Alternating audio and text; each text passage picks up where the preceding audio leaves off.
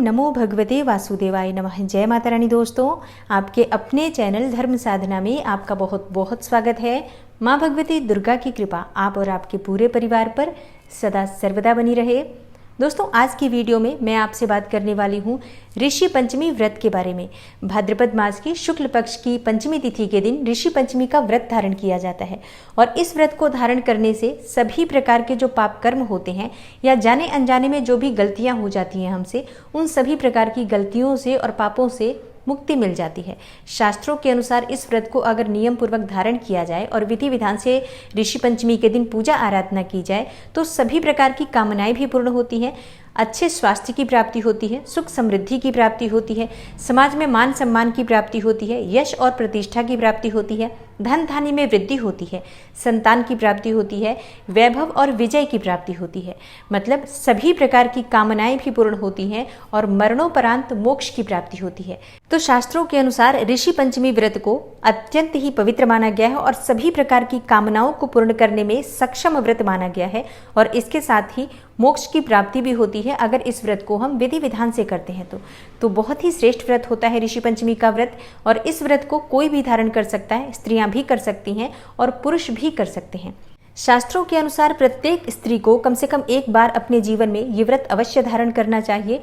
इस व्रत को धारण करने से मासिक धर्म में की गई गलतियों से और पापों से मुक्ति मिल जाती है। अब बहुत से लोगों का प्रश्न होगा कि मासिक धर्म में हम कौन सी गलतियां करते हैं। तो देखिए, शास्त्रों में स्त्रियों के लिए मासिक धर्म में बहुत सारे नियम बनाए गए हैं जिनका पालन हमें जरूर करना चाहिए, नहीं तो हम दोष के भागी होते हैं। जैसे कि मासिक धर्म के दौरान भोजन नहीं बनाना चाहिए, किसी भी प्रकार से किसी से स्पर्श नहीं होना चाहिए, पूजा पाठ नहीं करना चाहिए, किसी भी प्रकार से मंत्रों का जप इत्यादि नहीं करना चाहिए। ऐसे और भी बहुत सारे नियम जो कि पुराने समय में आसानी से स्त्रियां पालन भी कर लेती थी, क्योंकि उस तरह से ज्वाइंट फैमिली होती थी, सबकी बहुत सारे लोग होते थे। तो एक अगर स्त्री को पीरियड्स हो जाते थे तो बाकी सब लोग काम कर लेते थे और वो स्त्री आराम से 5 या 7 दिन तक रेस्ट भी कर लेती थी और इसके साथ ही नियम पालन भी कर लेती थी। लेकिन आज के समय में ये बिल्कुल भी संभव नहीं है, किसी के लिए भी संभव नहीं है, क्योंकि सिंगल फैमिली है, सभी अकेले रहते हैं। ऐसे में सारे कार्य स्त्री को ही करने पड़ते हैं, कैसी भी परिस्थिति हो सभी कार्य हमें करने पड़ते हैं। तो ऐसे में शास्त्रों के अनुसार हम दोष के भागी बनते हैं। तो उन दोषों के निवारण के लिए शास्त्रों में ऋषि पंचमी का व्रत बताया गया है। इस व्रत को धारण करने से सभी प्रकार के दोषों का निवारण हो जाता है। तो आज की वीडियो में मैं आपसे बात करने वाली हूँ कि ऋषि पंचमी व्रत साल 2022 में कब है, किस प्रकार से हमें ये व्रत धारण करना चाहिए, व्रत के नियम क्या होते हैं, पूजा विधि क्या होती है, व्रत में हमें क्या खाना चाहिए, क्या नहीं खाना चाहिए और कब खाना चाहिए, और ऋषि पंचमी व्रत का विसर्जन कब करना चाहिए। इसके साथ ही अगर आप ऋषि पंचमी का व्रत धारण करते हैं तो कितने सालों तक आपको ये व्रत नियम पूर्वक करना चाहिए और कब हमें इसका उद्यापन करना चाहिए, किस प्रकार से उद्यापन करना चाहिए। तो ये संपूर्ण जानकारी आपको आज की वीडियो में मैं शेयर करने वाली हूँ। और इसके साथ ही अगर आप व्रत नहीं कर पाते हैं ऋषि पंचमी का, तो आज के दिन आप किस प्रकार से उपाय करें, कौन सा उपाय करें जिससे कि आपकी जो भी परेशानी हो वो दूर हो और जाने अनजाने में की गई गलतियों से आपको मुक्ति मिले और सभी प्रकार की आपकी कामनाएं पूर्ण हो। इसके लिए आज विशेष क्या करना चाहिए, ये संपूर्ण जानकारी आपको आज की वीडियो में मैं शेयर करने वाली हूँ। तो वीडियो को पूरा जरूर देखिए और अगर आपको आज की वीडियो अच्छी लगे तो लाइक भी जरूर कीजिए, क्योंकि आपके लाइक्स, आपके कमेंट्स मेरे लिए बहुत महत्वपूर्ण होते हैं। ये एकमात्र जरिया है जिनसे मुझे पता चलता है कि ये वीडियो आपको अच्छी लगती है, आपके लिए उपयोगी है। तो अगर आपको वीडियो अच्छी लगती है तो वीडियो को लाइक तो जरूर ही किया करें और शेयर भी जरूर करें फैमिली फ्रेंड्स के साथ और कमेंट बॉक्स में माता रानी के नाम का जयकारा जरूर लगाएं। इससे आपको सकारात्मक ऊर्जा की प्राप्ति होती है।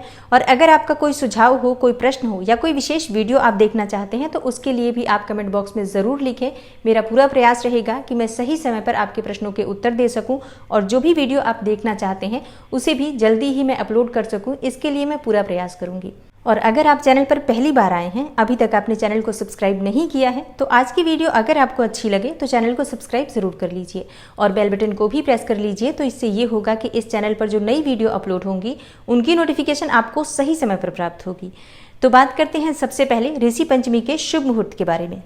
तो देखिए, ऋषि पंचमी की तिथि प्रारंभ हो रही है 31 अगस्त को दोपहर में 3:23 पर और समाप्त होगी 1 सितंबर 2022 को दोपहर में 2:49 पर। तो ऐसे में 1 सितंबर 2022 गुरुवार के दिन ऋषि पंचमी का व्रत धारण किया जाएगा। और अब बात करते हैं कि पूजा का शुभ मुहूर्त क्या होगा।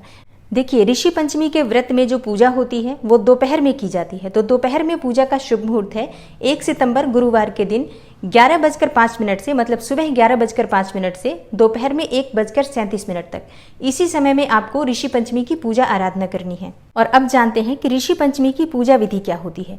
तो देखिए, ऋषि पंचमी में सप्तऋषियों की पूजा आराधना की जाती है और सप्तऋषियों के साथ माता अरुंधति, जो कि वशिष्ठ ऋषि की पत्नी थी, उनकी भी पूजा आराधना की जाती है। तो सबसे पहले तो आपको सप्तऋषियों के, मतलब 7 ऋषियों के नाम पता होने चाहिए।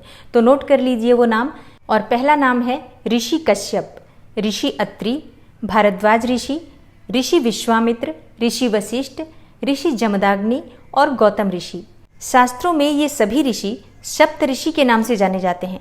और ऋषि पंचमी के दिन आप अगर व्रत नहीं कर पाते हैं, सिर्फ इनका नाम मात्र भी ले लेते हैं, तो इतने मात्र से भी जाने अनजाने में की गई गलतियों से आपको मुक्ति मिल जाती है। तो इनकी पूजा आज के दिन दोपहर में की जाती है। किस प्रकार से करेंगे, देखिए, अगर आप ऋषि पंचमी का व्रत धारण करना चाहते हैं तो एक दिन पहले ही स्नान करके शुद्ध हो जाइए। उसके बाद आज के दिन, जैसे कि ऋषि पंचमी के दिन सुबह उठेंगे, स्नान इत्यादि करेंगे, लेकिन इससे पहले आज के दिन दातुन किया जाता है। तो दातुन के लिए आज के दिन जैसे कि ब्रश का प्रयोग नहीं किया जाता है। शास्त्रों के अनुसार आज के दिन अपामार्ग की लकड़ी से, यानी कि जिसे लट जीरा कहा जाता है, चिड़चिड़ा कहा जाता है, उसकी लकड़ी से ही दातुन किया जाता है। और वैसे तो आज के दिन स्नान का विधान नदियों में है कि पवित्र नदी में स्नान करना चाहिए, लेकिन अगर आप पवित्र नदी में स्नान करने नहीं जा पाते हैं तो अपने घर में भी आप स्नान कर सकते हैं। लेकिन स्नान के जल में आपको अपामार्ग की जो पत्तियां होती हैं, उन पत्तियों का रस निकालकर मिला लेना चाहिए। उसके बाद ही आप स्नान करें। और स्नान का एक और नियम होता है कि अगर आप पवित्र नदी में स्नान कर रहे हैं तो 7 ऋषियों और माता अरुंधति का नाम लेते हुए आपको डुबकी लगाना चाहिए। मतलब प्रत्येक नाम पर 1 बार डुबकी लगाई जाती है। तो ऐसे में 8 बार डुबकी आप लगाते हैं सभी ऋषियों और माता अरुंधति के नाम पर।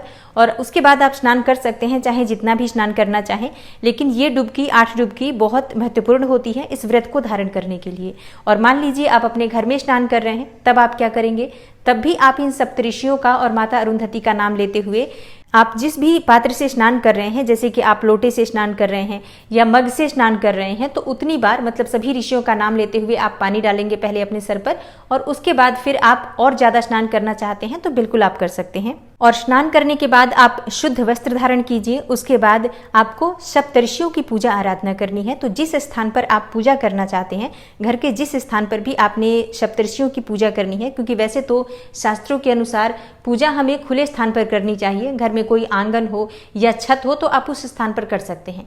लेकिन अगर ऐसा संभव न हो तो आप अपने घर में भी, पूजा मंदिर में भी बिल्कुल पूजा आराधना कर सकते हैं, कोई संशय नहीं है।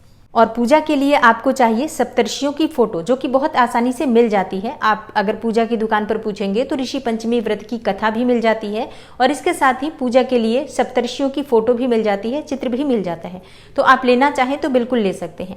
लेकिन आप चाहें तो मिट्टी की छोटी छोटी पिंडी बना सकते हैं, जैसे कि हम शिवलिंग बनाते हैं, उसी प्रकार से सभी ऋषियों का नाम लेते हुए आप पिंडी बना लीजिए। 8 पिंडी बनानी पड़ेगी, 7 ऋषियों के नाम पर और 1 अरुंधति माता के नाम पर। और सभी पिंडी पर आपको प्रत्येक ऋषि का नाम लिखते जाना है। मतलब हर पिंडी पर आपको एक ऋषि का नाम लिखना है और अरुंधति माता का नाम लिखना है। और उन सभी पिंडियों को एक चौकी पर स्थापित कर सकते हैं। चौकी एक जरूर बिछा लीजिए। उसी चौकी पर आप एक पीला कपड़ा बिछा सकते हैं, सफेद कपड़ा बिछा सकते हैं। और उसी के ऊपर या तो आपके पास मूर्ति हो, प्रतिमा हो, फोटो हो तो उसे स्थापित कर सकते हैं, या फिर इस प्रकार से मिट्टी की पिंडी बनाकर आप उन्हें भी स्थापित कर सकते हैं। और किसी भी पूजा में सबसे पहले गौरी गणेश की पूजा की जाती है। तो आपको गौरी गणेश बनाना है। मिट्टी से ही आप चाहें तो गौरी गणेश बना सकते हैं, या हल्दी से बना सकते हैं, या सुपारी से भी आप चाहें तो गौरी और गणेश बना सकते हैं। तो गौरी गणेश जरूर बना लीजिए और उनकी पूजा सबसे पहले की जाएगी। उसके बाद सप्तऋषियों की पूजा करेंगे, धूप दीप प्रज्वलित कीजिए और विधि विधान से, जैसे हम प्रतिदिन घर में नियमित पूजा करते हैं, बाकी की जो पूजा होती है उसी प्रकार से ये पूजा भी होगी। आपको पीले पुष्प भगवान को अर्पित करने हैं, गणेश जी को, गौरी माता को लाल पुष्प अर्पित करने हैं। और इसके साथ ही सप्तऋषियों को आप सफेद पुष्प भी अर्पित कर सकते हैं, चाहे तो पीले पुष्प भी अर्पित कर सकते हैं। भोग किस चीज़ का लगाना चाहिए? देखिए, भोग में आप मिठाई का भोग लगा सकते हैं, चाहे पीली मिठाई या सफ़ेद मिठाई, जो भी आपके पास उपलब्ध हो। इसके अलावा आप फलों का भोग लगा सकते हैं और कोई सा भी फल आप भोग में अर्पित कर सकते हैं। वैसे पीले फलों का भोग लगाना ज़्यादा श्रेष्ठ माना जाता है। तो आपके पास जो भी फल उपलब्ध हो आप भोग स्वरूप उन्हें अर्पित कीजिए।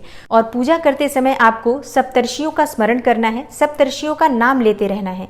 नाम लेकर पूजा आराधना करनी चाहिए और उसके बाद जब आपकी पूजा पूर्ण हो जाती है तब आप आरती करेंगे, पूजा आपकी संपन्न हो जाती है। और अब बात करें कि हमें व्रत में क्या खाना चाहिए। तो देखिए, वैसे ये व्रत जो होता है जब तक पूजा नहीं करते हैं तब तक निर्जल ही रहा जाता है और उसके बाद आप फलाहारी भोजन करते हैं। तो इस व्रत का एक नियम है कि आप किसी भी प्रकार से ऐसे भोजन का प्रयोग नहीं करते हैं जो कि खेत में उगाए जाते हैं। तो ऐसे में सवाल उठता है कि फिर हमें क्या खाना चाहिए, क्योंकि कोई भी फल खाएं या कोई भी अगर आप अन्न का सेवन करते हैं तो सभी जो फल होते हैं या अन्न होते हैं ये सभी खेत में ही उगाए जाते हैं। तो ऐसे में क्या खाना चाहिए? देखिए, इस व्रत का जो नियम है उस नियम के अनुसार आप जो व्रत वाले चावल होते हैं, क्षमा के चावल जिन्हें बोलते हैं, उन चावल का प्रयोग करते हैं खाने के लिए। और उसके साथ आप दूध ले सकते हैं, आप चाहें तो खीर बना सकते हैं उसी चावल की, और उस खीर में आप शहद मिला सकते हैं, चीनी या गुड़ नहीं मिला सकते हैं। तो इस प्रकार से आप एक खीर तैयार कीजिए और आप भोग भी लगा सकते हैं और स्वयं भी इसे खा सकते हैं। और अब बात करते हैं कि इस व्रत का पारण कब करना चाहिए। तो देखिए, ऋषि पंचमी व्रत का पारण आपको सूर्यास्त होने से पहले कर लेना चाहिए। मतलब जब आपकी पूजा पूर्ण हो जाती है उसके बाद आप भोजन कर सकते हैं। मतलब जो भी आपने व्रत वाले चावल की खीर बनाई है उस खीर को खाकर अपना व्रत खोल सकते हैं। और ध्यान रखिए, अगर आपको गाय का दूध उपलब्ध हो तो गाय के दूध में ही आपको खीर बनानी चाहिए। लेकिन अगर गाय का दूध नहीं मिलता है तब ऐसे में क्या करें? तो ऐसे में जो भी दूध आपके पास उपलब्ध हो आप उस दूध का प्रयोग कर सकते हैं। और अब बात करते हैं कि अगर आपने पूजा की है तो पूजा की सामग्री का विसर्जन कब करना चाहिए। देखिए, पूजा की सामग्री का विसर्जन आप अगले दिन करेंगे तो प्रातःकाल जल्दी उठ जाइए। स्नान इत्यादि करने के बाद आप उस सभी सामग्री को, जो भी विसर्जन की सामग्री है, जैसे कि अगर आपने मिट्टी के पिंड बनाए हैं सप्तर्षियों के नाम पर या गौरी गणेश बनाया है तो इन सभी का विसर्जन करना होगा। पुष्प इत्यादि भी इसी विसर्जन के साथ ही जाएंगे। तो ये सभी चीजें आप अगले दिन विसर्जित कर सकते हैं। जल में विसर्जित कर दीजिए, या फिर अगर जल विसर्जन की व्यवस्था ना हो तो ऐसे में आप कहीं भी मिट्टी में इन सभी चीजों को दबा दीजिए, जहां किसी का पैर न लगे, ऐसी जगह पर विसर्जन करना चाहिए। और हाँ, जो भी आपने सप्तर्षियों को वस्त्र इत्यादि अर्पित किए हैं, जैसे कि जब आप पूजा आराधना करेंगे तो सभी ऋषियों को आप वस्त्र अवश्य अर्पित करते हैं। आप चाहें तो पीले वस्त्र अर्पित कर सकते हैं या आप चाहें तो सफेद वस्त्र भी अर्पित कर सकते हैं। छोटे छोटे वस्त्र आप सभी ऋषियों के नाम पर अर्पित कर सकते हैं, या आप चाहें तो रुमाल भी अर्पित कर सकते हैं पीले और सफेद रंग के। लेकिन माता अरुंधति को आप पीले रंग का रुमाल अर्पित कीजिए। लेकिन अगर आपके पास बिल्कुल भी वस्त्र की व्यवस्था ना हो, आप नहीं कर सकते हैं वस्त्र अर्पित, तो ऐसे में आप क्या करेंगे, आप एक कलावा ले लीजिए। उस कलावे में से छोटे छोटे टुकड़े करके और सभी सप्तर्षियों की पिंडी पर या फिर जो आपने तस्वीर लगाई है उन तस्वीरों के सामने अर्पित कीजिए, वस्त्र की भावना मन में रखते हुए। तो इस प्रकार से भी आप पूजा आराधना कर सकते हैं, वस्त्र अर्पित कर सकते हैं। तो विधि विधान से पूजा आराधना कीजिए सप्तर्षियों की, बहुत ही श्रेष्ठ मानी जाती है ऋषि पंचमी। और पूजा पूर्ण होने के बाद आरती कीजिए और ऋषि पंचमी व्रत की कथा भी जरूर सुननी चाहिए। तो इस प्रकार से ऋषि पंचमी का ये पावन व्रत किया जाता है। और शास्त्रों के अनुसार इस व्रत को कम से कम 7 साल अवश्य करना चाहिए। 7 साल करने के बाद आप 8वें साल इस व्रत का विधि विधान से उद्यापन कर सकते हैं। और अब बात करते हैं ऋषि पंचमी के महा उपाय के बारे में। और इस उपाय को आप बिना व्रत किए भी कर सकते हैं और जो लोग व्रत कर रहे हैं वो भी कर सकते हैं। तो आज के दिन आपको 8 दीपक प्रज्वलित करना है। सप्तर्षियों के नाम पर 7 दीपक और 1 दीपक माता अरुंधति के नाम पर। सभी ऋषियों के नाम का स्मरण करते हुए आपको एक एक दीपक प्रज्वलित करना है। दीपक आप मिट्टी का भी ले सकते हैं, चाहे तो आटे का बना सकते हैं, जो भी आपके पास उपलब्ध हो। और इस दीपक में आप शुद्ध घी का प्रयोग करेंगे या फिर तिल तेल का प्रयोग करेंगे। दीपक प्रज्वलित करने के लिए आपको सरसों के तेल का प्रयोग नहीं करना है, इस बात का ध्यान रखिए। और दीपक में आपको लंबी बाती का प्रयोग करना है।